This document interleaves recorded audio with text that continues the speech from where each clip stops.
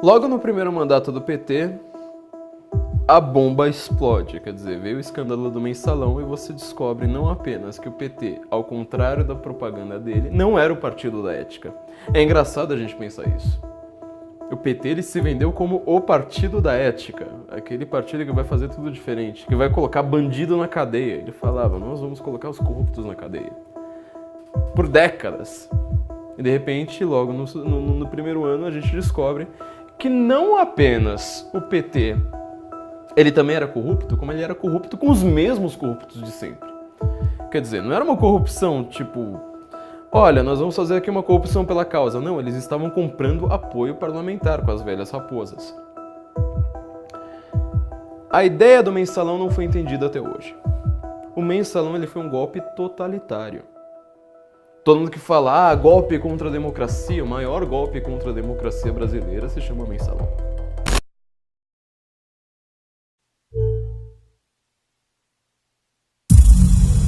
A esperança venceu o medo. Ninguém nunca mais ouve duvidar da classe trabalhadora.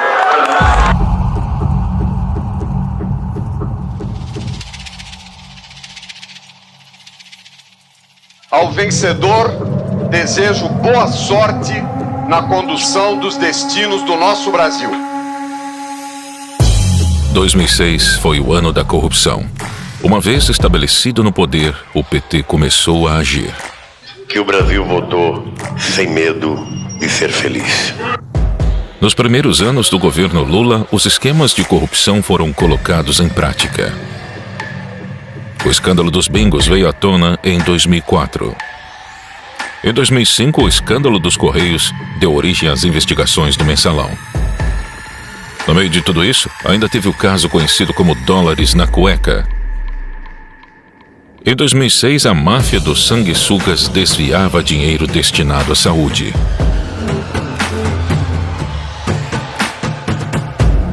E durante o período eleitoral, o escândalo do dossiê que poderia colocar em risco a reeleição de Lula também estourou. O material que acabou apreendido seria negociado com o Partido dos Trabalhadores. As campanhas eleitorais foram deixadas de lado. Nada poderia vazar. A prioridade era atravessar o período eleitoral intacto e não deixar nenhuma ponta solta.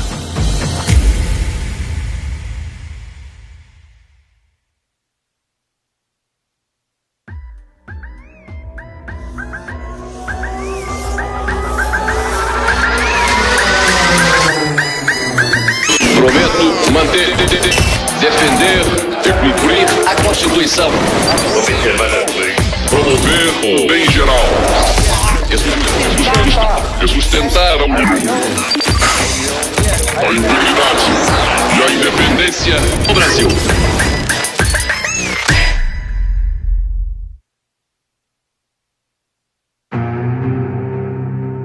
Prometo manter, defender e cumprir a Constituição, observar as leis, promover o bem geral do povo brasileiro, sustentar a união, a integridade e a independência do Brasil.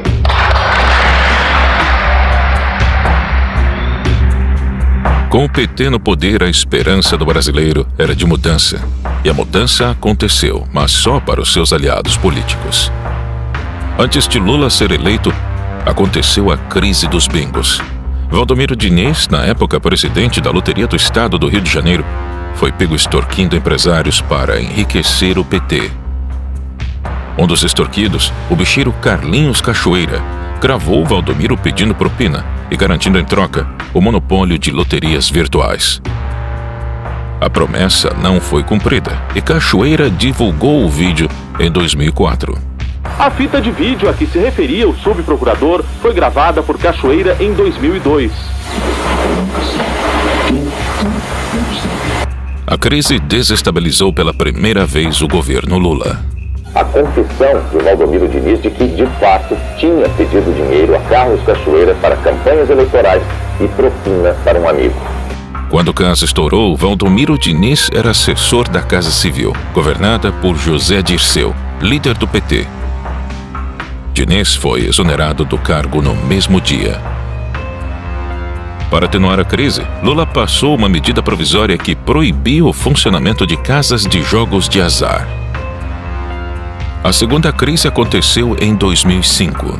O governo federal determinou a abertura de inquérito para apurar denúncia de corrupção nos Correios. Um diretor da empresa, flagrado cobrando propina de empresários, foi afastado.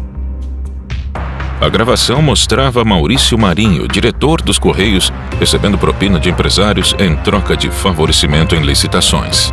Com uma câmera escondida, os empresários gravaram todo o encontro mês passado na sede dos Correios. Na gravação, ele explicou o esquema de corrupção e afirmou que tinha autorização do então presidente do PTB, Roberto Jefferson, para realizar a fraude. Através da assessoria, Roberto Jefferson informou que o partido repudia a acusação de que o PTB tenha esquema de arrecadação no serviço público.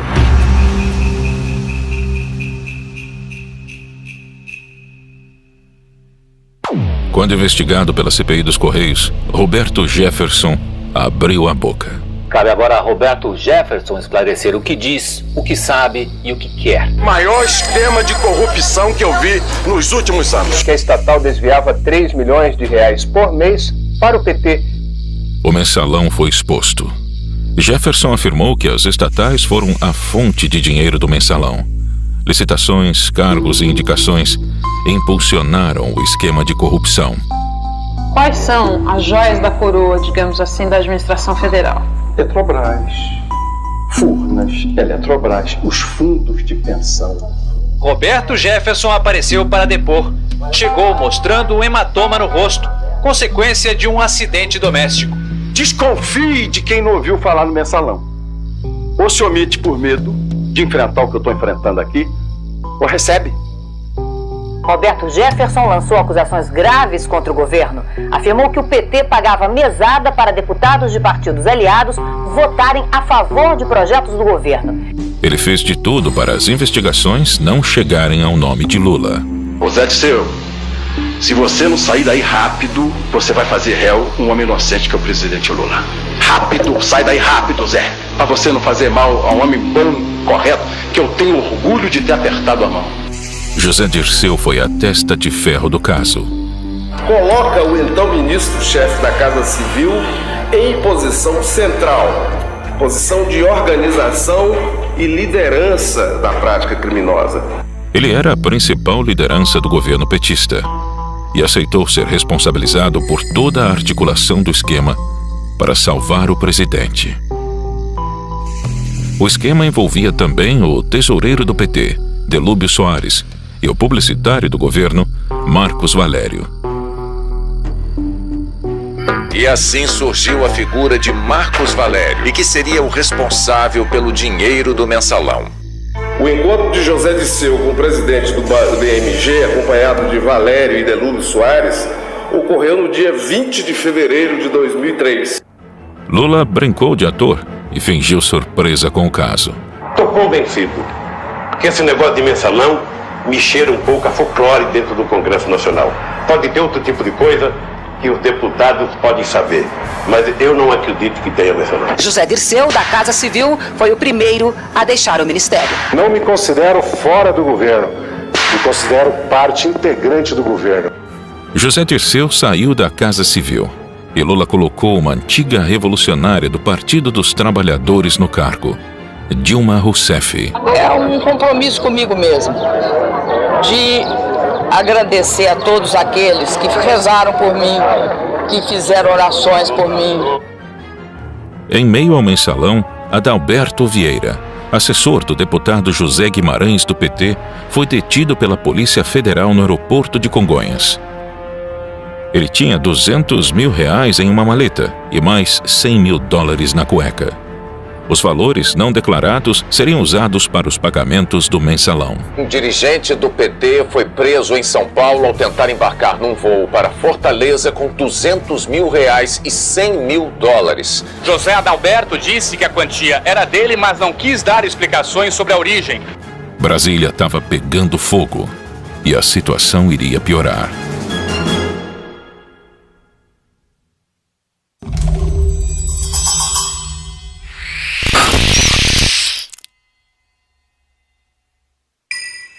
Operação Sanguessuga foram cumpridos 46 mandados de prisão contra políticos e assessores.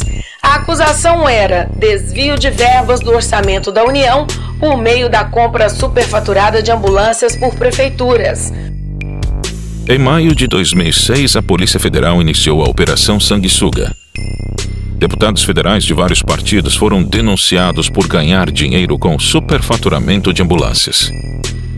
Segundo a Polícia Federal, a movimentação financeira total seria de cerca de 110 milhões de reais. Além dos deputados, o esquema de corrupção envolvia órgãos do governo federal, prefeituras e empresas privadas. A comissão investigou 87 deputados e 3 senadores e pediu o indiciamento de 72 parlamentares, mas nenhum foi cassado. A máfia dos sanguessugas teve início na gestão do ministro da Saúde da época, José Serra, e continuaram durante a presidência de Lula. No meio de todos esses escândalos, as campanhas iniciaram.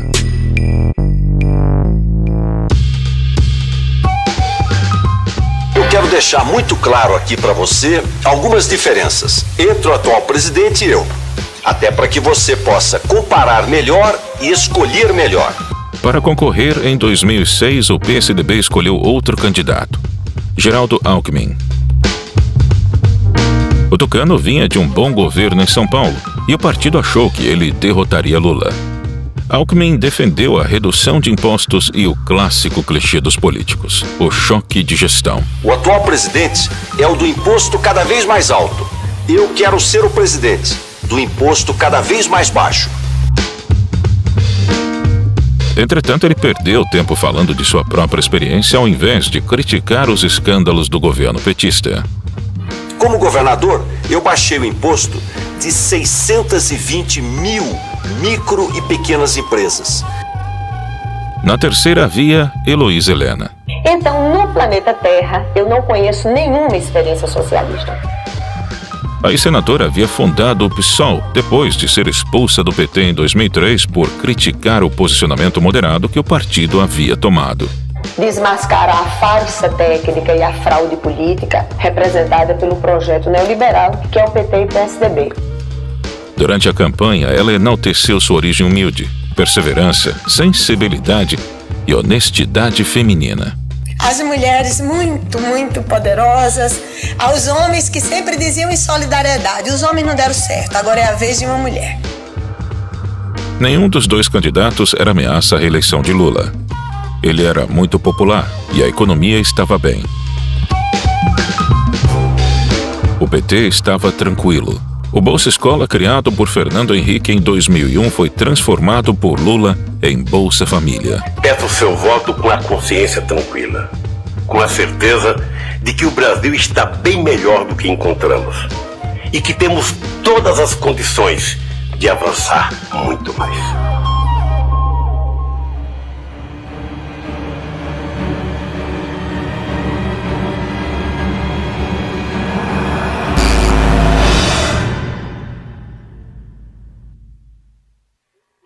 Em Cuiabá, a Polícia Federal abriu inquérito sobre a origem do dinheiro encontrado com Gedimar Pereira Passos e Valdebran Padilha. Os dois devem ser transferidos de São Paulo para Cuiabá ainda esta noite. Devem depor a Polícia Federal e ao Ministério Público Federal. Faltando um mês para o primeiro turno, outro escândalo surgiu. Os petistas Valdebran Padilha e Gedimar Pereira foram presos com R$1.700.000 no Hotel Ibis, em São Paulo. Valdebran Padilha se hospedou neste hotel na quarta-feira da semana passada. Ele revelou à Polícia Federal que naquele mesmo dia recebeu de Gedimar Passos o total de R$1 milhão. O restante do dinheiro só seria entregue depois que o dossiê chegasse a São Paulo. O pagamento estava combinado para sexta-feira até a hora do almoço e o negócio seria fechado no quarto do hotel. A dupla ia usar o dinheiro para comprar um dossiê que comprovaria o envolvimento de Serra e Alckmin com a máfia dos sanguessugas. As imagens mostram o então ministro da Saúde, José Serra, numa solenidade pública de entregas de ambulância. O material que acabou apreendido seria negociado com o Partido dos Trabalhadores. Quer dizer, de onde veio esse dinheiro? Quem são as pessoas? Qual era o propósito porque isso está contra as regras da normalidade do jogo democrático. O dossiê seria entregue em São Paulo para Valdebran Padilha, filiado ao PT e arrecadador de campanha em Mato Grosso. A missão de Valdebran era se certificar da existência do dinheiro que pagaria as informações de Vedoim. Em declaração à Polícia Federal, Gedimar afirmou que tinha sido contratado pelo assessor pessoal de Lula, Freud Godoy. Na Secretaria Particular da Presidência da República, em Brasília, trabalham Freud Godoy, que, como disse Gedimar no depoimento, tem uma empresa de segurança. Freud é filiado ao PT desde 89, trabalhou em todas as campanhas do presidente Lula e hoje é assessor especial da Presidência da República, lotado na Secretaria Particular da Presidência. Ele tem uma sala no Palácio do Planalto, no mesmo andar do gabinete de Lula. Lula não participava dos debates, não dava entrevistas e não dava explicações sobre o dossiê fora do horário eleitoral gratuito. Cristóvão Buarque perguntou a Lula, ainda que ele não estivesse no debate, como ficaria a situação do presidente caso algo fosse descoberto sobre a participação dele no dossiê. O presidente Lula preferiu trocar o debate que você acabou de ver aí por um último comício. Foi em São Bernardo do Campo, no ABC Paulista, onde ele começou na vida política. A praça que foi escolhida para o último comício antes das eleições é reduto dos sindicalistas no ABC. Mesmo mergulhado em escândalos, Lula foi o mais votado no primeiro turno. Os votos apurados até agora também indicam segundo turno entre Lula e Geraldo Alckmin. Vamos aos números da apuração já bastante adiantada. Até agora foram apuradas 73,76% das urnas em todo o Brasil e Luiz Inácio Lula da Silva aparece em primeiro lugar com 49,31% dos votos válidos. Em segundo lugar, Geraldo Alckmin, do PSDB, com 40,91% dos votos válidos.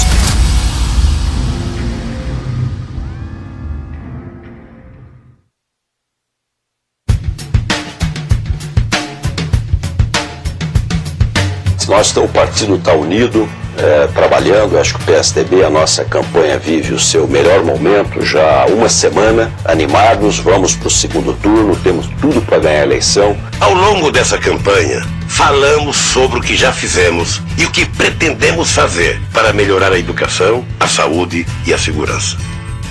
No segundo turno, Alckmin deixou sua campanha esfriar. Apesar de melhorar suas propostas, criticou Lula de maneira fraca e defensiva. Era como se ele estivesse entregando a vitória ao petista.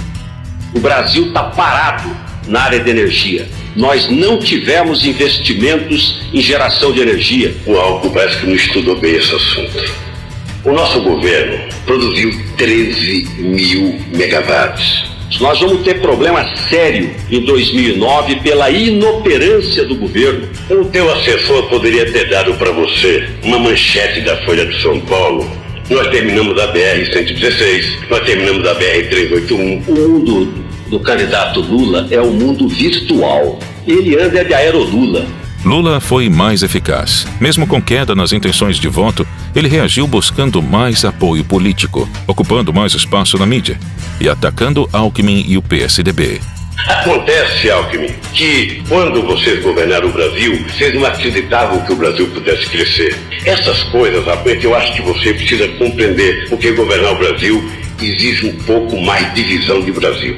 Reconheça pelo menos alguma vez o Brasil melhorou. As pessoas estão comendo mais, as pessoas estão construindo mais, as pessoas estão trabalhando mais. Não faça o papel pequeno de um candidato que fica apenas reclamando. Reconheça o que foi feito e vamos fazer a partir dali, porque eu posso fazer mais.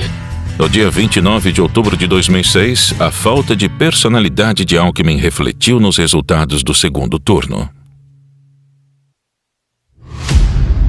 E neste momento, na apuração dos votos para presidente da República, o presidente Lula está matematicamente reeleito. Os números do Tribunal Superior Eleitoral mostram que com quase 86% das urnas apuradas até agora, o presidente Lula aparece com 60,57% dos votos válidos, enquanto que Geraldo Alckmin, do PSDB, está com 39,43% dos votos válidos. O New York Times diz que a vitória fez com que Lula superasse os escândalos que mancharam a imagem e abalaram a credibilidade do presidente. Na manchete do Wall Street Journal, os atropelos da campanha devem continuar. E o Washington Post destaca que o defensor dos pobres superou os escândalos com uma vitória considerável. Como que um governo mergulhado em escândalos se reelegeu com tamanha facilidade? Durante a campanha daquele ano, uma operação de guerra com duas peças fundamentais foi montada para salvar Lula das acusações de corrupção. Primeiro, Marcos Valério. O empresário recebeu 200 milhões de reais do PT para não falar no nome de Lula e poupar o presidente quando investigado pela polícia no Mensalão. O senhor combinou diretamente com o presidente da República ou fez por intermediários? O senhor não vai responder. Segundo, Fernando Henrique Cardoso. O ex-presidente concordou em tranquilizar a oposição para não criar uma divisão no Brasil. Os tucanos aceitaram a ordem de FHC e a ideia de derrubar o PT do governo definhou.